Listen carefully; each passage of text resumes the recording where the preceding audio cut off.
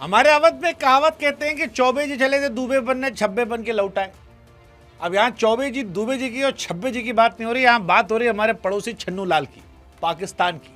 वो पाकिस्तान जो नवाबी ठोके बैठा था, भैया नहीं खेलेंगे, नहीं खेलेंगे, चाहे जो हो जाए नहीं खेलेंगे, भीख मांगेंगे, नॉन रोटी खाएंगे, ढेला उठा चाट लेंगे नमक का, लेकिन भारत साथ नहीं खेलेंगे। अब कह रहा बाबू खेल लो, खेल लो, मतलब थोड़ा आटा बढ़ा देना, आ जाएंगे हम।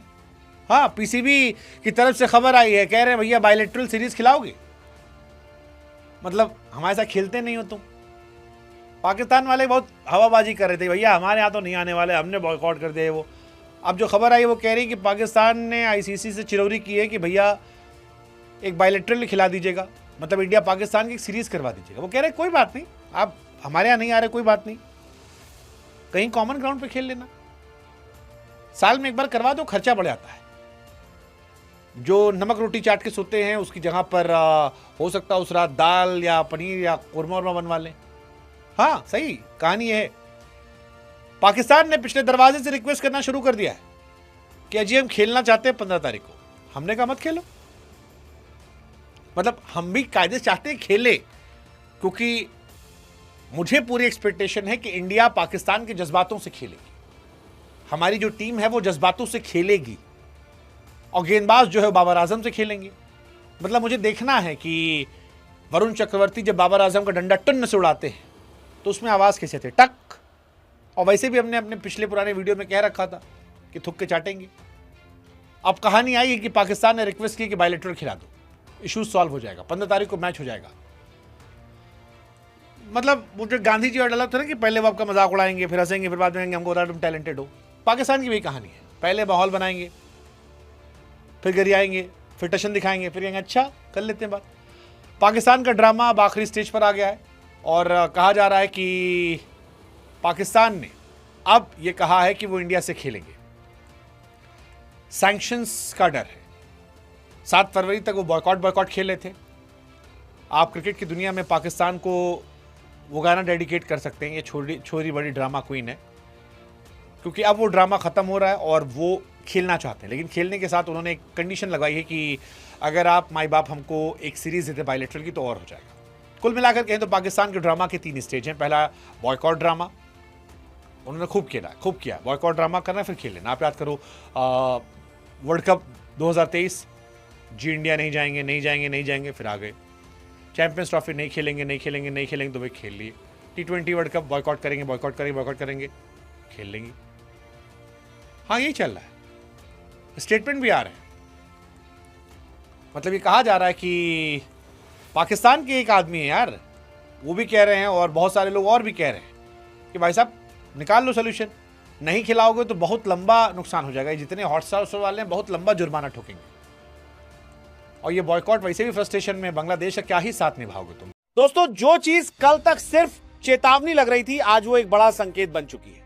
सीसी ने भले ही खुलकर कुछ नहीं कहा हो, लेकिन जो फैसले सामने आए हैं वो एक ही कहानी बयान कर रहे हैं। इस पूरे विवाद में अगर किसी ने अपनी बात मनवाई है तो वो पाकिस्तान है, और अगर किसी की साख को सबसे बड़ा झटका लगा है तो वो आईसीसी है। T20 वर्ल्ड कप 2026 से पहले जो हुआ उसने ये साफ कर दिया है कि क्रिकेट अब सिर्फ मैदान पर नहीं खेला जा रहा, यह खेला जा रहा है दबाव में, राजनीति में और रणनीति में। और इस बार पाकिस्तान ने वो चाल चली जिसने सीसी को बैकफुट पर ला दिया। लेकिन इससे पहले अगर आप भी टीम इंडिया के फैन हैं और चाहते हैं कि वर्ल्ड कप टीम इंडिया ही जीते, तो सभी इंडियन प्लेयर्स के लिए अभी इस वीडियो को लाइक कर दें और लगे हाथ चैनल भी सब्सक्राइब कर दें। पूरा मामला भारत बनाम पाकिस्तान मुकाबले से शुरू हुआ। 15 फरवरी को होने वाला वो मैच जिसे वर्ल्ड कप की जान कहा जाता है, जिस मैच से टूर्नामेंट की टीआरपी, ब्रॉडकास्ट वैल्यू और ग्लोबल एक्साइटमेंट जुड़ी होती है। लेकिन पाकिस्तान ने साफ कह दिया कि वो ये मुकाबला नहीं खेलेगा। शुरुआत में लगा कि ईसीसी सख्त रुख अपनाएगा, चेतावनी की बातें हुई, नियमों की याद दिलाई गई। लेकिन जैसे जैसे वक्त आगे बढ़ा, तस्वीर बदलती चली गई।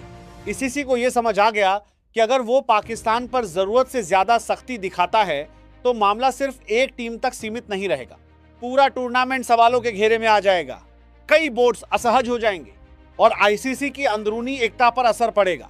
यहीं पर पाकिस्तान ने बाजी मार ली। पाकिस्तान ने साफ संदेश दिया। हम टूर्नामेंट खेलेंगे लेकिन अपनी शर्तों पर। और आईसीसी जो खुद को सबसे ताकतवर संस्था मानता है, उसे मजबूरी में हालात को संभालने की तरफ जाना पड़ा। अब सबसे बड़ा संकेत क्या है? अब तक पाकिस्तान के खिलाफ कोई निर्णायक कार्रवाई नहीं हुई, ना कोई आधिकारिक बैन, ना कोई सीधा अल्टीमेटम, ना ही टूर्नामेंट से बाहर करने की घोषणा।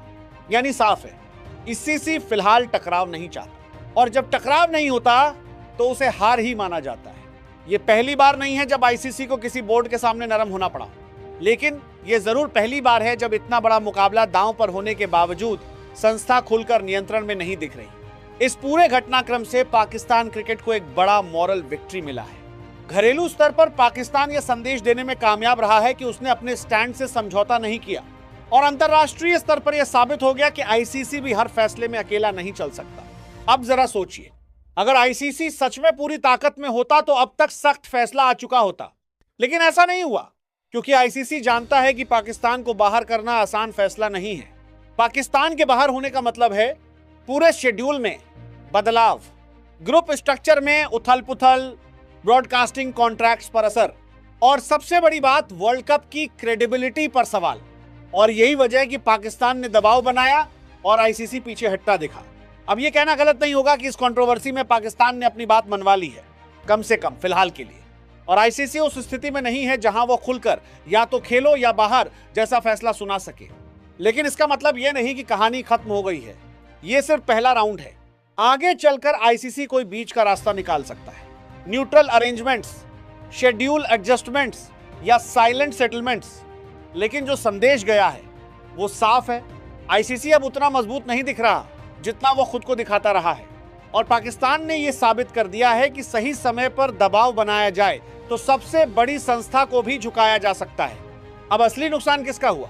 सबसे बड़ा नुकसान हुआ क्रिकेट फैंस का, जो एक बार फिर इस ऐतिहासिक मुकाबले को देखने से दूर होते दिख रहे हैं। और दूसरा नुकसान हुआ उस खेल भावना का जिसके दम पर क्रिकेट दुनिया भर में खड़ा है। अब सवाल आपसे है, क्या आईसीसी को और सख्त होना चाहिए था, या फिर पाकिस्तान ने जो किया वो एक मजबूत रणनीतिक जीत है? क्या यह फैसला भविष्य में और बोर्ड्स को भी ऐसे कदम उठाने के लिए प्रेरित करेगा? नीचे कमेंट में अपनी राय जरूर लिखिए। अगर वीडियो पसंद आए तो लाइक करें, शेयर करें और चैनल से जुड़े रहें, क्योंकि यह सिर्फ एक मैच की कहानी नहीं है, यह क्रिकेट की ताकत और मजबूरी दोनों की कहानी है।